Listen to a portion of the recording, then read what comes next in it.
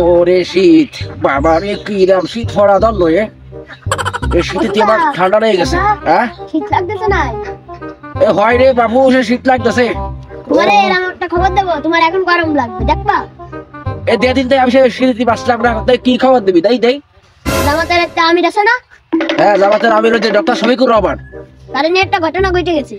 সে আবার তোরে কোয়ানে কাঠি করলো, তার নিয়ে কি ঘটনা ঘটেছে? এই দেখো সাংবাদিকরা কি লিখেছে। কি লিখেছে? নারীরা তাদের পছন্দ মতন পোশাক পরতে পারবে, এ কথা জীবনেও বলতে পারে না। জামাতে ইসলাম একটা ইসলামিক দল, এটা কখনোই বলতে পারে না। আরে তুই যে খবরের কথা করছিস, এটা আমি দেখিলাম তো শাশির ফোনে, বুঝছিস? তা ওই উপরে একটা লেয়ার আছে আর ভিতরে আসছে অন্য খবর, বুঝতে পারছি ঘটনা। তা ওই সাংবাদিকের সাথে আমি কথা কব, ধুরো ঠান্ডা লাগে শুনেছি কি অবস্থা। ওই সাংবাদিকের সাথে কথা কব, তা তোর শাশির ফোনের ব্যালেন্স ছিল না। তা ওই একটু ফোনটা ধরা দিদি, দেশ টিভির সাংবাদিক তাই না? ওই ঢুকাই দে,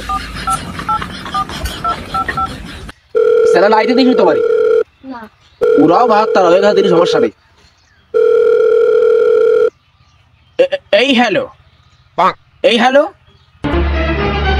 তুমি ভারতের সাংবাদিকরা? দেশের সাংবাদিক? না না না, আমি এটা মানতে পারলাম না। তোমরা আছে ভারতের 5 গোলাম, ভারতের সাংবাদিক তোমরা।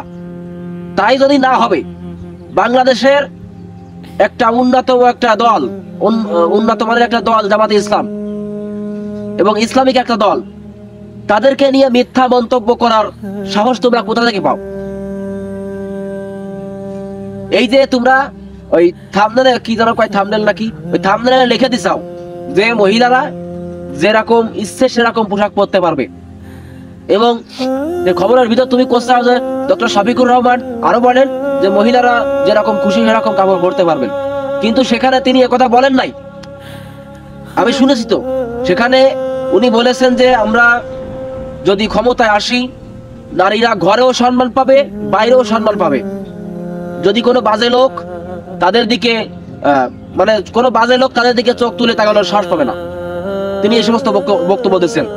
যমুনাকে দেখে তোমরা শেখো। জুলাই আগস্টের বিপ্লবে সমস্ত নিউজ চ্যানেলগুলো হাসিনার পক্ষে কথা কয়েছে, সেটা সত্যি হোক আর মিথ্যে হোক।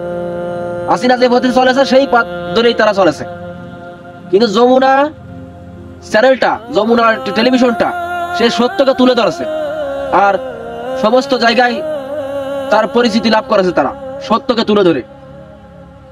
তা তোমাকে কোন সময় জনগণে দাবাই দেবে না, বুঝতে পারিস ঘটনা?